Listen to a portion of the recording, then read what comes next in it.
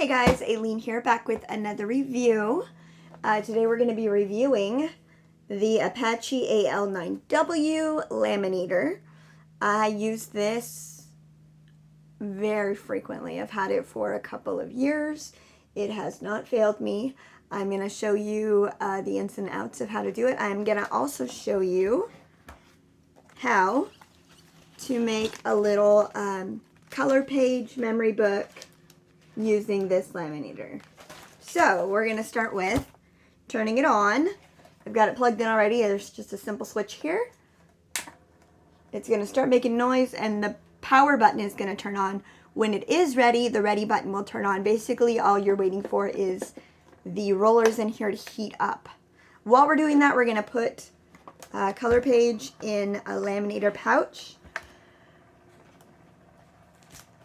Today I have 3mm thickness. I tend to like to use 5mm thickness, but 3mm works as well. I will link all of the stuff I'm using in this video in the description below. I do have a completed color page that I purposely did not laminate yet. This is actually a color page that I designed in Canva. So that was fun. Colored with alcohol markers and gel pens. And if you turn it over, you can tell which one the alcohol markers were, because they bleed through, and which one the gel pens were. And then just for your curiosity, my gel pen set, also purchased on Amazon, is amazing. Comes with refills for all these pens. And then, of course, my current alcohol marker set is this guy here. Was featured in my Amazon art haul video, and I'll be doing a solo review of those markers right after this video. So if you're interested in hearing more about them, I guess go take a look and see if it's up.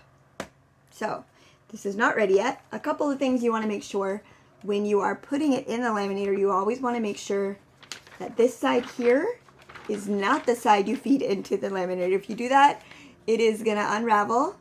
Well, it's going to, basically this top part will wrap around your laminator roller, and you're going to jam it and break it. And so you always want to put it in the side that is fixed. And these are called laminator pouches because they have one side that is fixed and one side that's open. Alright, so we're just waiting. I guess I'll tell you a couple more things about the other elements of the color page book. This is my book. I also made them for a lot of the kids. I have a rule: if they have 10 pages completed and laminated, then we can make a book, but they have to color it good. They can't scribble, because I will not laminate scribbled pages. So this is mine. A lot of times I will sit and color with the kids. So I've laminated them, I've hole punched them, and then I used these, I guess they're called binder clips or binder rings. There's a colored variation of them too, which I'm probably going to get next time I purchase the rings. But for now, I have the black or the silver colored ones. And now you can see the ready button, or the ready light is lit up. I'm going to go ahead and move it down like this so you guys can watch the process, hopefully. And my laminator, this one here, does not have any kind of guide to tell you where the paper goes, but you can see the slot is open, only 9 inches. So you just kind of got to angle it in. And then once it catches, it'll start rolling it and take over. Ooh, there we go. We got it. I will usually, I will usually hold the other side up also once it comes through, just to make sure it stays even, because while they're hot, they can bend really easily, and if you let it flop down, you probably get a crease in your page. You can see how quick it is. I usually don't let the kids touch it once it's come at this end, just for a few seconds because it is really hot at first. It's not going to burn them, but it might startle them. So, all right. Sorry, I used the wrong hand there. Okay, so we've got it laminated. I'm going to go ahead and turn the laminator off and unplug it. Just so I don't like having too many things plugged in just for perpetuity. Okay, so we've got our page, and then we're going to just kind of bring it over. I've got a hole punch here. I prefer the 3-hole punch. I have EDS, and that's just something that affects my connective tissues, and it means that a lot of times it hurts my hand a lot to grip. And using a single hole punch, especially with lamination, depending on the thickness of the lamination pouch, can be very tiring or very taxing on your hand. So I have the 3-hole punch. I will link this one below, the exact one. What you're going to do is pull it down, pull the pin out, and then it'll go all the way up. And then my page, there's little arrows there. My page just goes right in there. I'm going to take the side that I want to connect. And there you go. I've got it punched. Then I'm going to take my book. I've actually got 3 pages ready to add. I'm going to take my book and we're going to open up. Well, first we're going to move this. Yeah, there we go. We'll put it somewhere in the middle. I'm going to position these rings so that they all open on the inside here. Just kind of open them just a gap. We don't need them all the way opened.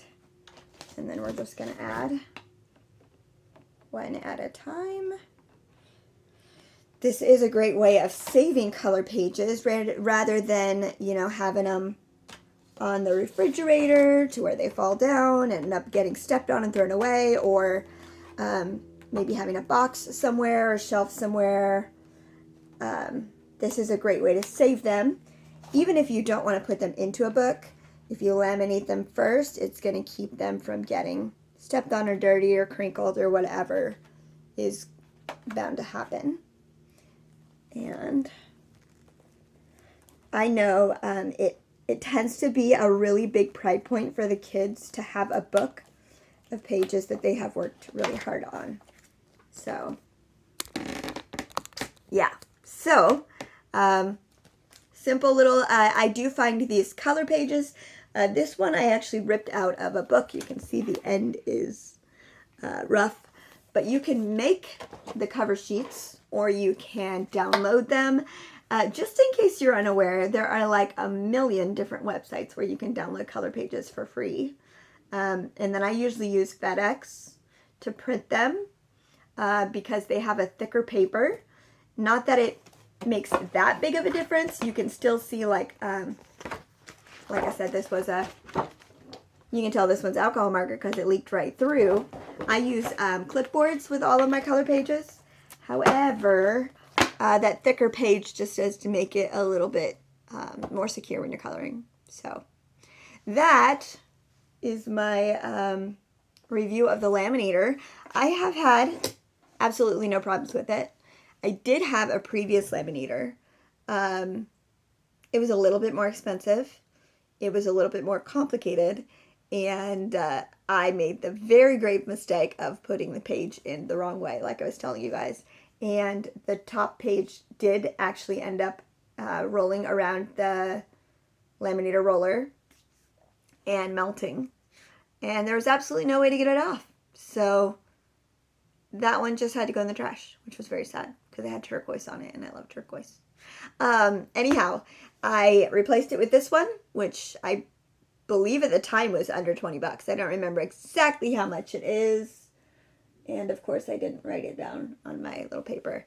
I think it is still under 20. If it's over, it would just be like 22 or something like that. But it works better than I mean, it works just as good as the big ones. I'm sure the big ones have more features and whatnot, but I don't see a purpose of having the big ones. The little one has worked just fine for me.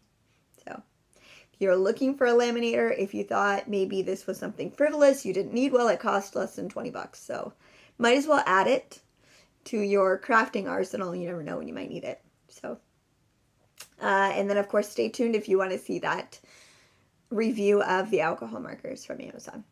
All right, hope you guys have a great day, and I will see you in the next video. Bye.